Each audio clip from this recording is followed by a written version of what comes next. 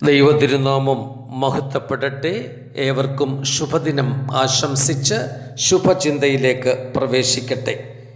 ദൈവവിശ്വാസം തീക്കനൽ പോലെ ഹൃദയത്തിൻ്റെ അന്തർഭാഗത്ത് ജ്വലിച്ചു നിന്ന വിശ്വാസ സമൂഹം അന്യജാതിക്കാരി എന്നു മന്ത്രിച്ച ആ ശ്രീരത്നത്തിൻ്റെ വിശ്വാസ ജീവിതത്തെ കണ്ട് ചില പാഠങ്ങൾ പഠിച്ചു.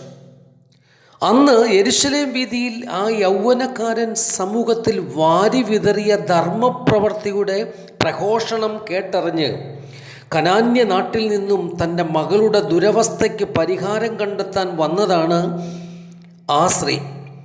സാമൂഹ്യ വ്യവസ്ഥിതിയുടെ പശ്ചാത്തലം കണക്കിലെടുത്താൽ ഒരിക്കലും യഹൂദനായ ആ നസ്രേത്തുകാരൻ്റെ അരികിലെത്താൻ അവൾക്ക് യോഗ്യതയില്ല, ആവുകയുമില്ല.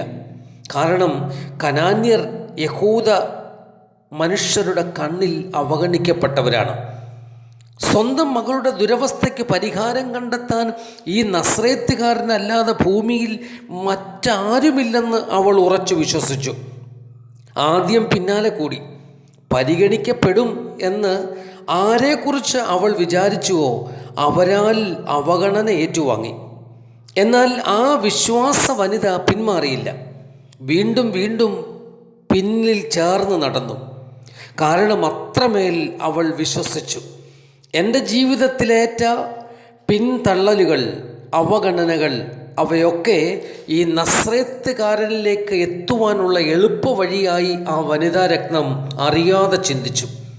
നിർമ്മലമായ പ്രാർത്ഥനയിൽ അന്തർലീനമായിരിക്കുന്ന 3 വിധിപ്രമാണങ്ങൾ അവളിൽ അധിഷ്ഠിതമായിരുന്നു. ആയതിനാൽ യെരുശലേം വീതിയിൽ ശരിയാം വണ്ണം ഒരന്വേഷണം അവൾ നടത്തി. ആ അന്വേഷണ ഫലം കണ്ടെത്തൽ അത് അവളുടെ ജീവിതത്തിൽ നിറവേറി. പ്രാർത്ഥനയുടെ പ്രഥമ വിധിപ്രമാണം അന്വേഷിച്ച് കണ്ടെത്തുക എന്നതാണ്. അന്യനാട്ടിൽ തുടങ്ങി ഈ അന്വേഷണം. കണ്ടിട്ടില്ലാത്ത, അനുഭവങ്ങളൊന്നുമില്ലാത്ത, എന്നാൽ കേട്ട് കേൾവി മാത്രമുള്ള ആ യൗവനക്കാരനെ ഒന്ന് കണ്ടെത്തിയാൽ പരിഹരിക്കപ്പെടും തൻ്റെ പ്രതിസന്ധികൾ എന്ന് അവൾ ഹൃദയത്തിൽ പലവരും മന്ത്രിച്ചു. യെരുശലേം വീഥിയിൽ വലിയ ആൾത്തിരക്കിനിടയിൽ അവൾ ആ മനുഷ്യനെ കണ്ടെത്തി.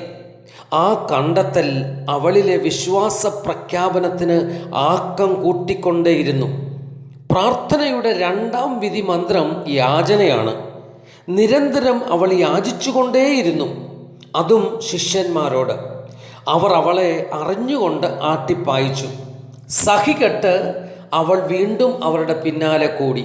അതേ സമയത്ത് തന്നെ സഹികെട്ട ശിഷ്യന്മാർ പ്രശ്നം ക്രിസ്തുവിനരികിൽ അവതരിപ്പിച്ചു. എന്നാൽ ക്രിസ്തുവിൻ്റെ മുറിപ്പെടുത്തുന്ന പ്രതികരണം വാസ്തവത്തിൽ അവളിലെ വിശ്വാസത്തെ അല്പം കൂടെ ആളിപ്പടർത്തി. നായ്ക്കുട്ടി എന്ന അപഹാസ്യ വചനത്തിൽ അവൾ തളർന്നില്ല. കാരണം മാനാഭിമാനമല്ല ഈ സന്ദർഭത്തിലെ മുഖ്യ വിഷയം. അവൾക്ക് ലഭിക്കേണ്ട സൗഖ്യമെന്ന ദൈവിക നീതിയാണ്. അവസാനം യാചനയ്ക്ക് മറുപടി അവൾക്ക് കിട്ടി. ഇസ്രായേൽ പോലും ഇത്ര വലിയ വിശ്വാസം കണ്ടിട്ടില്ല എന്ന ക്രിസ്തുവിൻ്റെ മഹത്തരമായ സാക്ഷ്യം. അങ്ങനെ പ്രാർത്ഥനയുടെ 3ാം വിധിപ്രമാണം സഫലമായി. മുട്ടിയ വാതിൽ തുറക്കപ്പെട്ടു. കനാന്യ സ്ത്രീ ധന്യവതിയാണ്.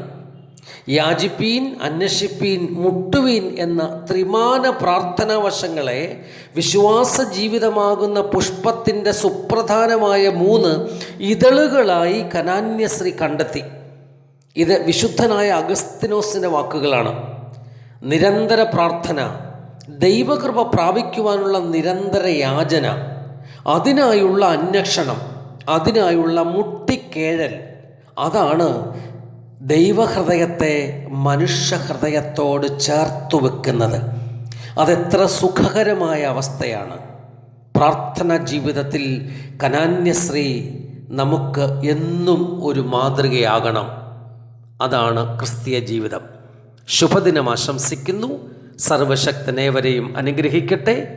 നന്ദി.